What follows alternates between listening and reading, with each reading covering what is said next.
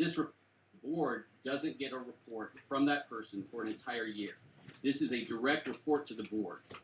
I think that is a huge problem. And by the way, the company you just mentioned was Edisto. It was a different company that he has complained about and issued concerns about for years that now has a contract with the district. So I just do not see how in any scenario it is okay without notifying the board that the internal auditor who reports to the entire board has been instructed not to issue written reports. I don't think that's appropriate, and if I had done that, you can only imagine what the board and this administration would have done to and said about me. I think it's inappropriate for any individual board member to be a part of that. And if this is true, especially while we're under fiscal watch in the middle of an IG investigation, I think it's really going to hurt us. And I'm tired of us doing things like that. And yet again, hold on. Let me respond.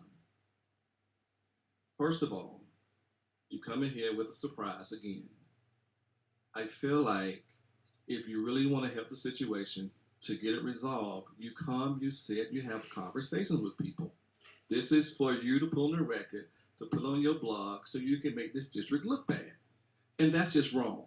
Now, you want to talk about inappropriateness. That is inappropriate. You're a part of the organization. You own the baby just like we own the baby. Now, if you don't want to be a part of this, then step down. Okay? Do we have issues and problems? Yes, every organization does. Do we have an internal auditor that works and does what is right? Yes, he does. And continue to. Now, if you want to sit here and say you don't agree with the millage increase and for the cap, that's fine. You have that right. You have that prerogative. But please don't go out here and disparage this district, this administration. They continue to do the best they can with what they have each and every day. That's all I ask. And if we need to have this conversation with the board, let's get with the chairman. Ask the chairman, can we have a conversation so we can discuss this? But I would ask that, please, let's not do this. This is 2024. This is not back in the 1950s and 60s where you can just disparage a certain group of people.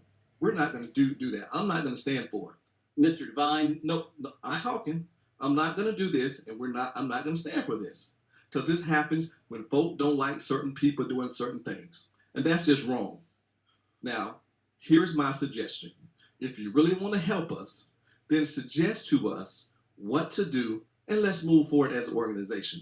If you don't, please, let's not have these kind of conversations. And let's not surprise each other. School board in 101, I teach this across the state. Don't surprise the superintendent, and definitely don't surprise your board members. We got to continue to work together as an organization. That's all I ask. That is all I ask. Yes, sir.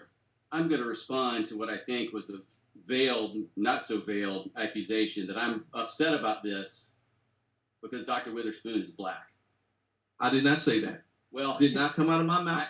If that's how you feel, that's how you meant by the 50s or 60s. And just what I said. What certain group of people? Just what I said, sir. You heard what I said. Here's the thing. I have asked that we allocate budgets for schools based not on numbers, but needs to address equity. That's been ignored. That has not been ignored. We haven't done it for 2 years. We have changed the way we budget. It's based on numbers. Based on need. It's a needs-based budget.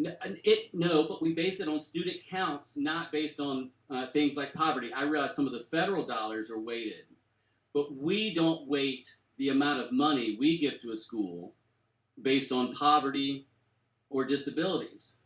I have also asked for other things to address equity and to address the huge gap between our white and black students and between our students who live in poverty and students who don't. And we haven't done those things, and I'm happy to have those discussions. Ms. Weston and I tried to bring attention to a particular elementary school that is almost entirely students of color who've lost so many teachers and are losing even more this year. It will be hard for them to regain that. To suggest in any way that I'm bringing this up because of race is pitiful. But it is also amazing to me that the district provided this memo, not me. The district provided this memo and apparently doesn't know about it. So don't blame me for some kind of surprise when the district's the one that provided it. The district certainly knows what they said to the internal auditor. If you agree that the internal auditor should be instructed not to draft written reports to the board, then have at it. Explain that. But I think that is a huge problem. And I have asked for things to be added to this agenda so that we could talk about it. And I was told no multiple times. So please don't act like I've been invited to bring things to this table so that we can discuss it. I've complained for 2 years now that committees are not taking on long-term projects. I think teacher retention should be something that the administration committee takes on as a long-term project and reports back to the board. I brought that up about 6 weeks ago.